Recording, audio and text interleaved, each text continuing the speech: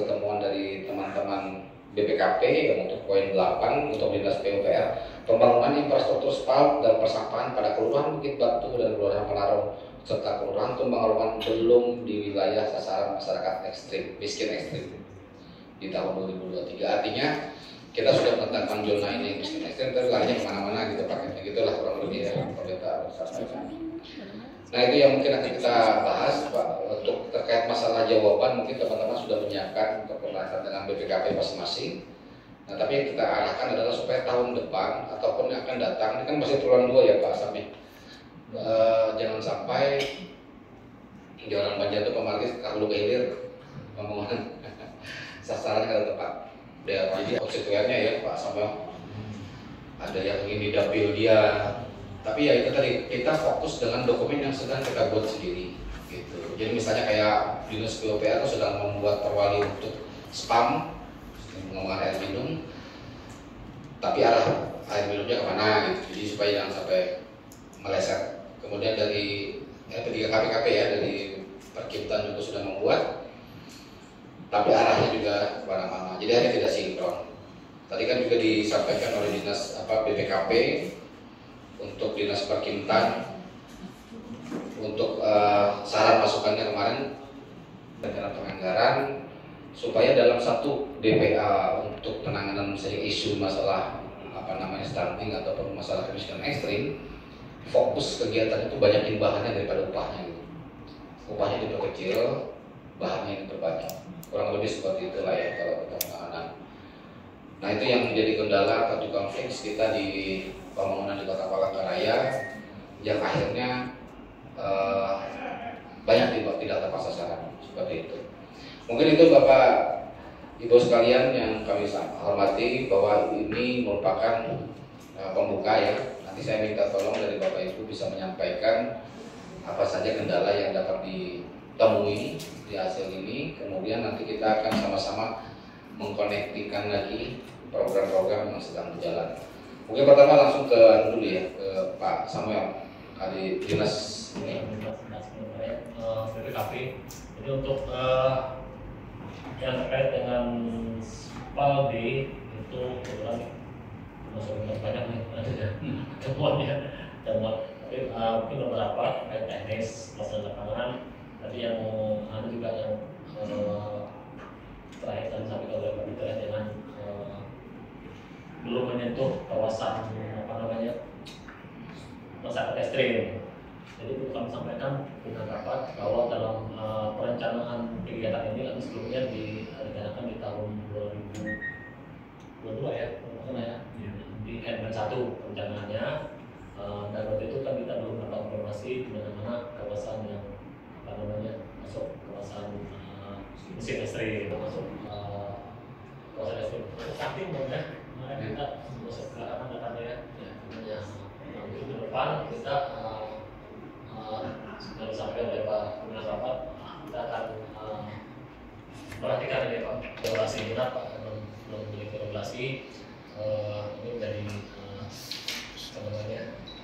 konsep kami tahun 2025 kami akan mengadakan menyiapkan regulasi perda pengolahan limbah, karena yang ada sekarang ini hanya perda retribusinya, tapi pengaturan terkait dengan kewajiban untuk membuang limbah ke PLT.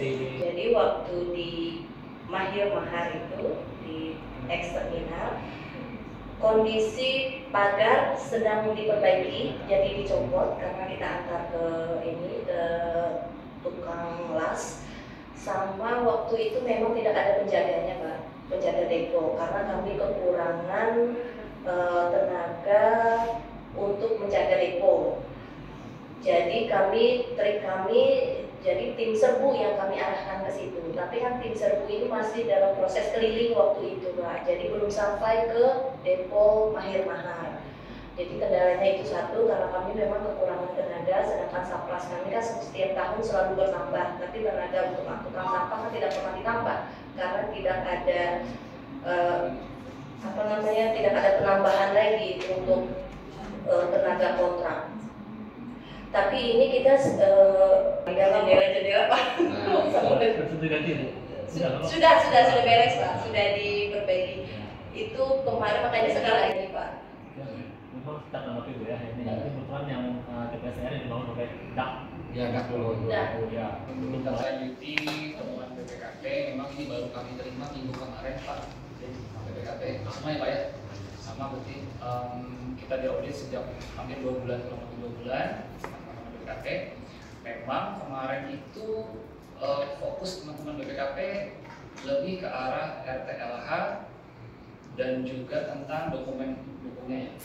Awalnya mereka melakukan evaluasi terhadap kinerja perumahan, terutama rusun, tetapi karena ternyata kita rusun itu sebagian besar yang diterima oleh Pemkot itu diterima oleh pihak ketiga, dalam artian bukan pemerintah kota yang mengelolanya, tapi dikelola oleh teman-teman di kampus, beberapa kampus dan juga instansi pusat, terutama Polri. Nah, jadi kemarin kita rusun tidak dilakukan evaluasi, tapi kami dilakukan evaluasi terhadap RTLH. Nah, poin pentingnya sebenarnya gini Pak, secara kalau BPKP itu kan pengawasan keuangan ya. Sebelumnya kan ada kan, existing ada. Pertanyaannya, kalau dibuat lagi sanitasi, ngapain? Peningkatan Pak. Belum tentu rusak kan, belum tentu sesuai kan. Semua RTLH sebenarnya jelek. Kalau saya melihat sebenarnya real aja, realistis aja nih. Belum tentu semua itu kasarnya gini. RTLH 200 misalnya yang memudahkan, belum tentu juga dari sanitasi harus 200. Ya, nggak mesti begitu sebenarnya. Nah, jadi baca temuan DPK yang kemarin. Jadi BPKP kurang kaya. Beda BPK sama BPKP. Kantor nasional gitu loh. Jadi sekali kita data dapatlah tidak layak huni secara fisiknya ini. Ada 7 indikator yang kan ada 15 ya Pak Kabit ya. 7 indikator sudah dapat nih dari teman-teman sanitasi dan perumahan. Nanti kami mendata sendiri dengan fokus yang sama, dengan objek yang sama, orang per individu yang sama, itu dapatlah 5 indikator lagi untuk kemiskinan. Jadi kita terintegrasi nantinya datanya itu harapan kita begitu. Dan harus diingat Pak Arifin bahwa Pokja PKP itu sekarang di sini. Ketua-ketua bidang itu adalah kabit-kabit yang ada di OPD. Nah, jadi jangan salah persepsi, Beb. Kita terima, kita begitu, Beb. Dari teman-teman, karena kami juga ada tim dari masalah kemiskinan, juga dari masalah starting. Jadi intinya, mohon izin Pak Kaban, tadi sudah kita sampaikan terkait masalah hasil evaluasi dari BPKP. Jadi teman-teman sini kita undang Dinas PUPR, Perkirtan, Dinas Pariwisata dan DLH. Ada berbagai macam masalah memang yang disampaikan oleh BPKP. Artinya dari Dinas PUPR terkait masalah pelaksanaan baik kegiatan untuk SPALT yang individual, juga dari GPOB yang sudah dibangun oleh DLH itu operatornya tidak ada. Seperti itulah teman-teman. Jadi teman-teman dari FPD Teknis sudah menjawab hasil dari LHP dari BPKP. Kegiatan kemiskinan, stunting dan pengangguran, nah seperti itu. Jadi temannya kurang lebih sama lah, karena kadang-kadang kita menempatkan atau melaksanakan kegiatan tidak tepat sasaran yang dimaksudkan oleh BPKP. Karena memang fokus daripada PR pejabat kepala daerah itu yang penting itu yang sering disampaikan oleh Gubernur pengangguran, kemiskinan dan stunting.